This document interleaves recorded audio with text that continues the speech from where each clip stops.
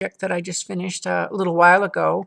Um, I have a hard time keeping track of whose birthday is in each month and all that type of thing, which I think probably is something that we all have a little bit of anyways.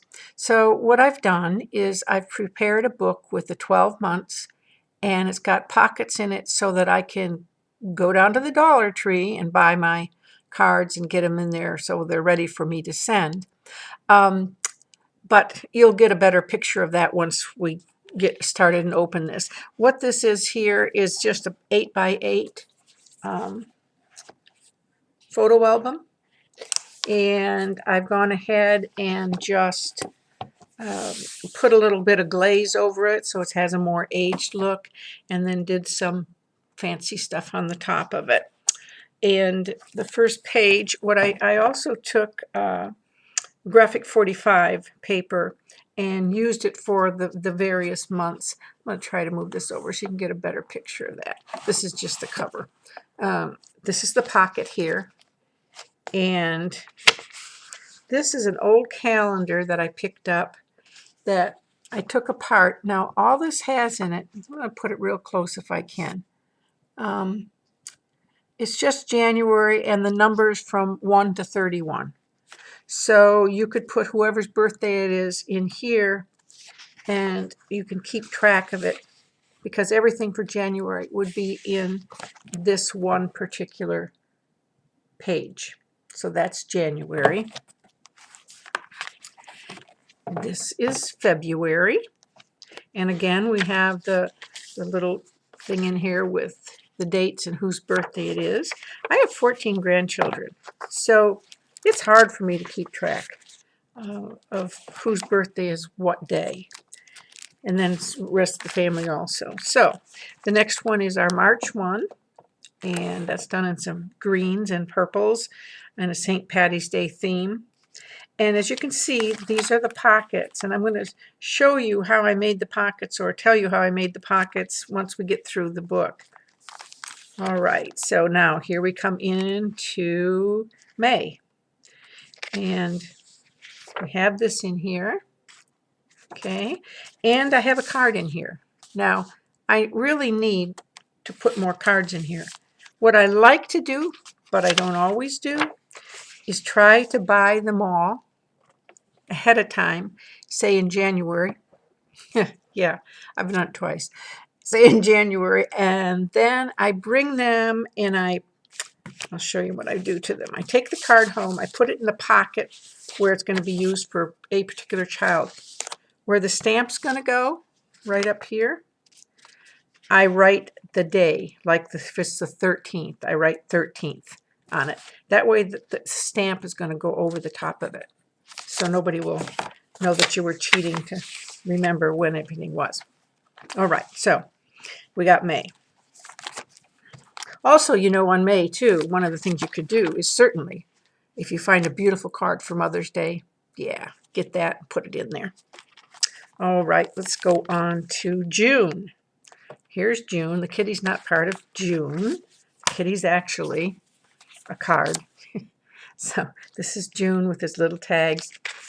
Again, my information sheet. And you can make these up on your own. You can do it by yourself. You don't have to have something that's pre-printed. Or probably if you went up to Excel, it would be real easy to do and then just change the months.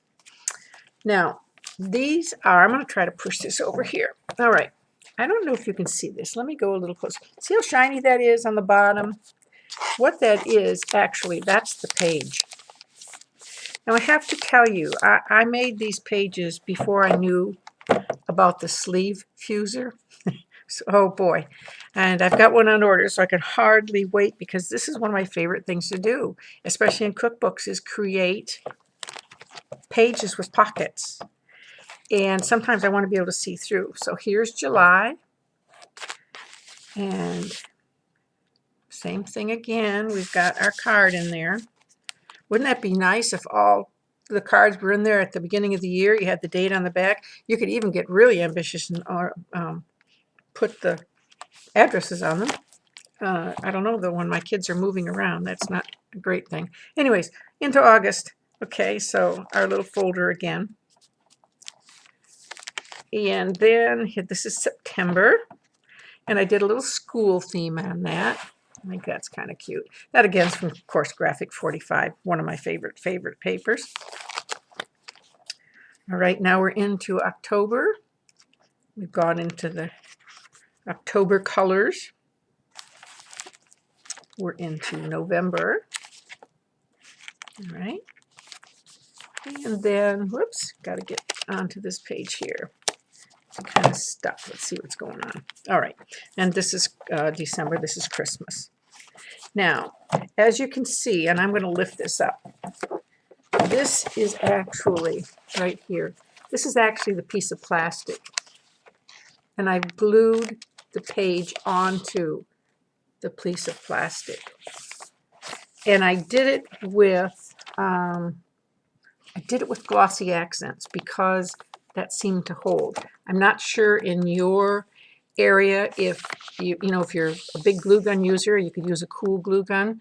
But around here, I don't know. I've never had a whole lot of luck when I'm working with the plastic and the glue gun. So I also put a page back here so that any extra cards for any other celebrations, we have wedding coming up, so are put in the back for special occasions. Now, here is a page, and I'm going to try to put something underneath this so you can see it. I don't know if you can see that very well. I almost need something black. Anyways, this is, let's put just white under it. Nope, that doesn't quite do it, does it? Anyways, you'll have to trust me. This is the plastic, and it's an 8x8, and this is how you can do it. See? So you cut across here and take half of it out. Leave the rest hooked to the post.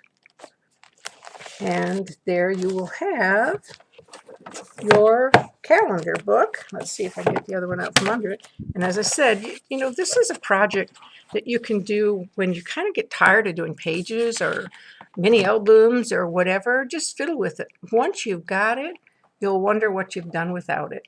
So I hope you enjoy this, and I will be back with something else in a little while. Bye-bye.